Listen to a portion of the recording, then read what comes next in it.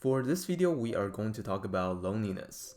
And to be honest, if I were to look at this society from an outside standpoint, I would think, you know what, we're all really connected by social media and everything else. But that is not what is actually happening, because even though we're connected, we can still be lonely. Personally, I feel like loneliness is a different kind of pain.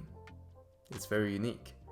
Let's say if you're falling off a scooter, you get scratched, you can see the wounds, you can see the pain that the wound's causing you. But for loneliness, it's the lack of human connection, and that's kind of what we need.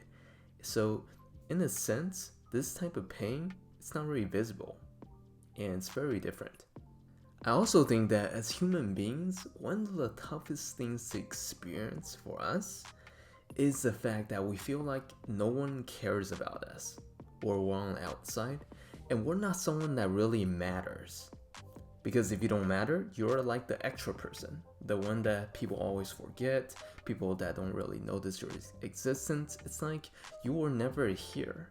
It's like, why are we here in the first place? And that is a very horrible feeling to have, and that is the feeling of being excluded. And the thing with breaking out of loneliness is that there's actually a balance.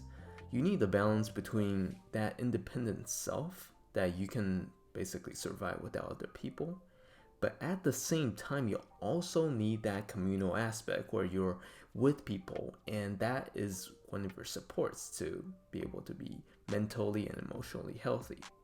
You have to have both, and it's hard to try to get both when you're starting to lack and coming from a place when you don't have either. If you're not subscribed yet, don't forget to hit that subscribe button and of course the bell. So first I want to preface this by saying that this probably won't solve everyone's problems of loneliness because there are just so many, but I will try to address this and what is probably a better way to approach loneliness. This time I only have 2 points, but these are more extensive because I want to focus more on these 2 points. The first one is why you must reach out in order to break the cycle. It's pretty critical, but there are a lot of things that are kind of working against you. That's why you have to take steps in terms of actually reaching out for help, as hard as it might be. And 2 is you should not follow and do things according to how you feel, because feelings are great, but they will really work against you if you're already set in a certain habit, and when you're in a trend of just doing things by yourself and you're used to it, you have a different kind of comfortable, and you don't want to settle into that kind of comfortable. First, let's talk about reaching out. I know that it's probably easier to want to just be by yourself and doing things alone because, it's comfortable, it's relaxing. I mean, what do you like to do when you are just really your favorite activity by yourself? Let me know in the comments. But when we're really set into this way of really doing things just by ourselves, even though we really enjoy it, we reach that point where we just we need company, we need people in our lives. And this is the part where I'm getting into in terms of reaching out to others.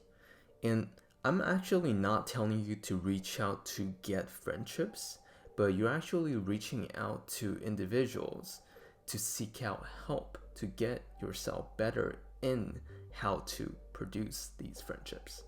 Why? Because when you're alone, there's actually a lot of things that will just gradually start to build up and work against you. Like, I know it's frightening to even talk to people sometimes because sometimes we can't even make out the things that we want to say because we might be scared or a little too anxious, and it really makes that whole talking experience really just not good. And we need an outside source for us to level that type of thinking and type of thoughts and approach we have, so that we are not doing this the same way every time. And also remember that all these things can be changed, because as long as you're alive, you're a human, you can change it. You can take actions, you can build different habits, so don't feel that discouraged. But first I want to talk about the different barriers that are holding you back. This is why exactly you want help from an outside source, so that they can really help you through this process. So the first one is losing social skills. Because if you haven't talked to people in a long time, you will gradually start to not be able to sync up with people as well. You won't start to understand the things that they're saying, or you're not really picking up the social cues as fast. Something will go off and out of sync, and you can feel it, and they can feel it. And this is one reason why this is a barrier for you. And now the second barrier is every time you try to talk to someone and you fail because of lack of social skills or all the other different reasons, you start to really believe that you're really different.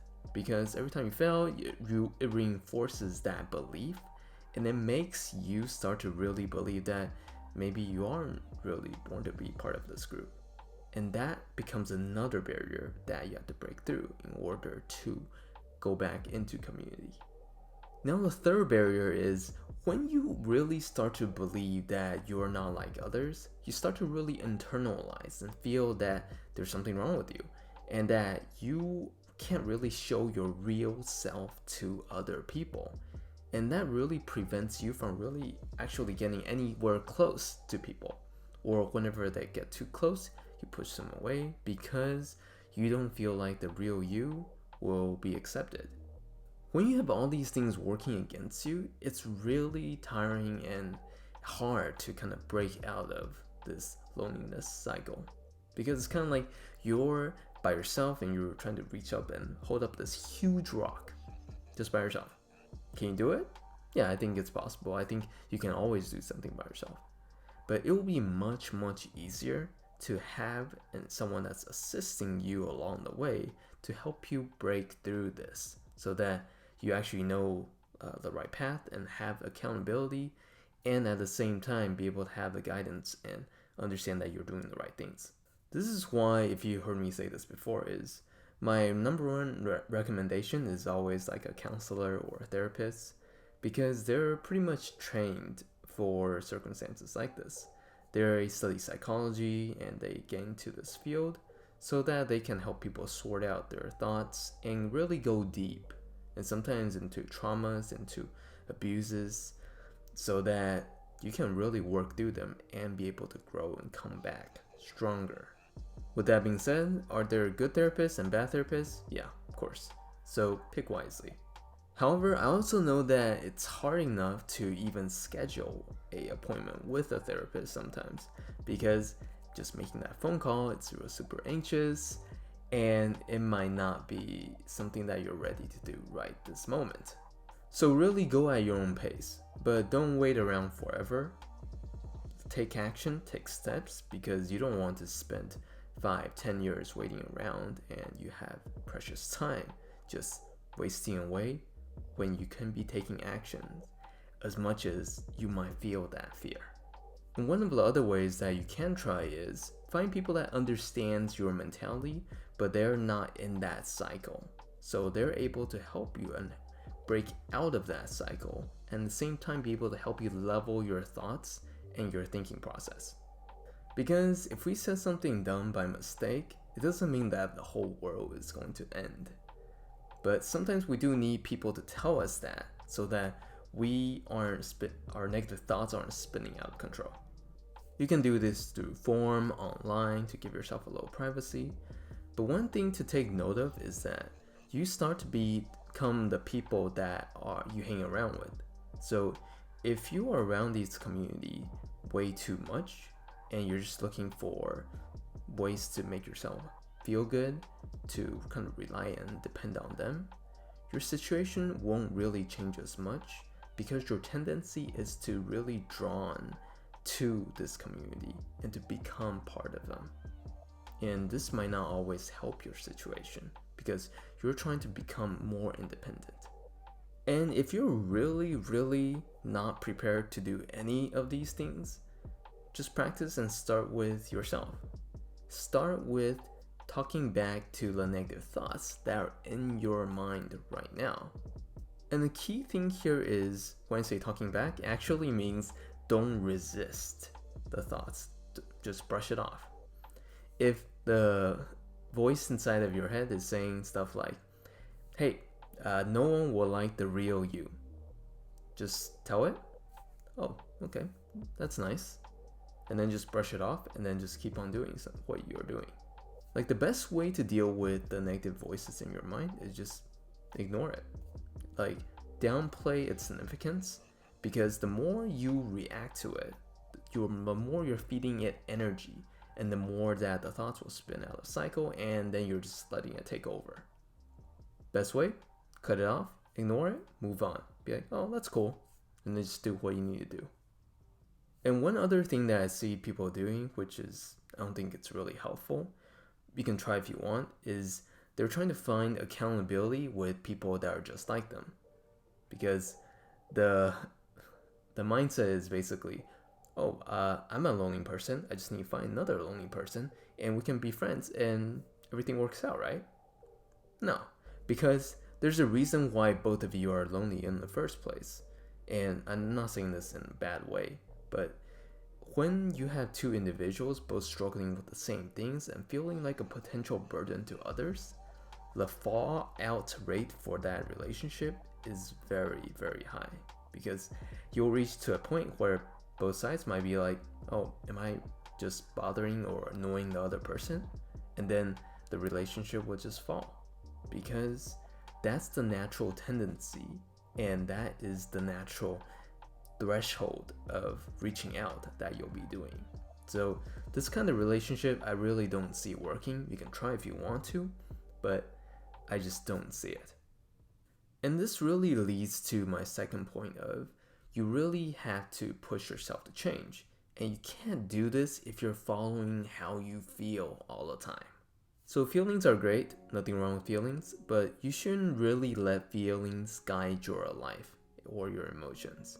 Because imagine this world if everyone just did however they feel, and that's all they did, then no one will go to work, everyone will be eating fast food, like did whatever they want to eat, and this place will be a utter chaos. Because if I'm angry and I want to punch someone, I just go punch them. Like, think about what kind of world this will be. And then we'll have like nuclear warheads blowing up each other.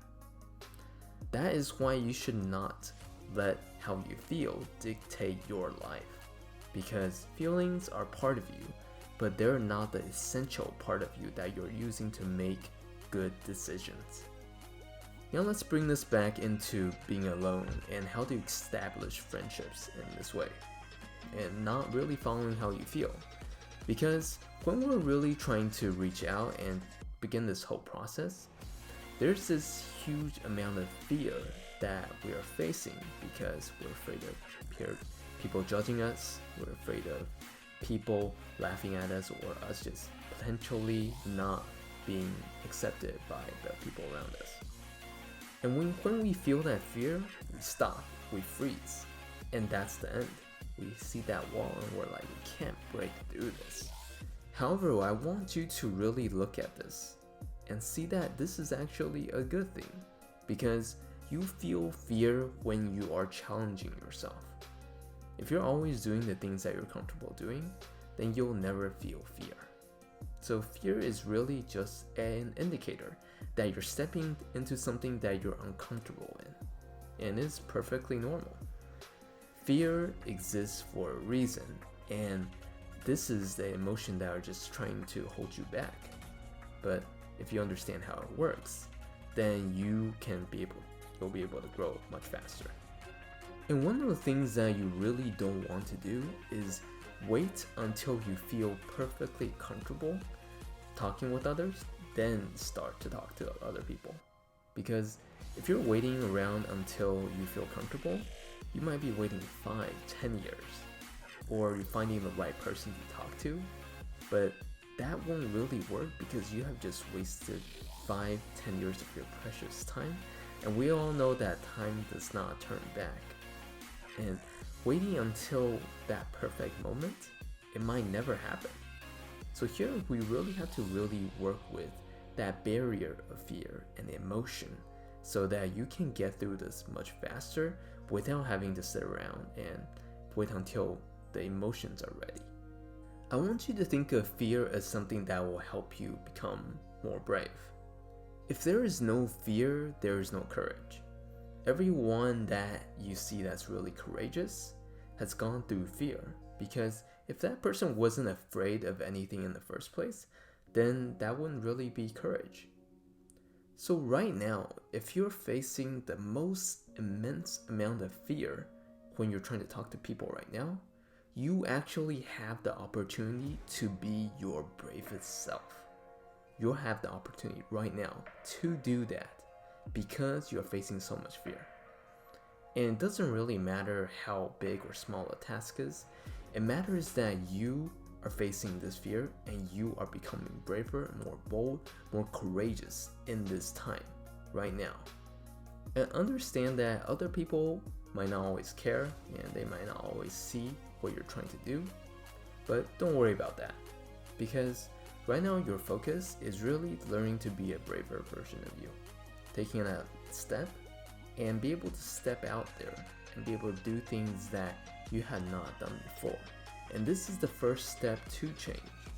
Literally, you don't have to wait in order to be confident. You can do it right now. And then over time, when you do this again and again, it becomes a habit. And that's what you see when you see that person. You're like, oh man, dude, that person's so confident. How does he or she do it? This is pretty much it. Like, we don't have to make things more complex than it has to be. It is just breaking through that fear cycle and doing it again and again. So hopefully this video has helped you in some way about learning about loneliness, or what I think is the next steps. Of course, there's always exceptions, and I don't think I cover every single one of the reasons why people are lonely or how to manage it. But I hope that this does kind of motivate you to take that next step, because it's honestly very hard to do things or go through this world by yourself, because you'll feel really meaningless, and the good things you can't share with, the bad times you don't have much people to depend on. It's hard. So I encourage you to do whatever you need to do, take that next step so that your life can change. And that is all I have for you this week.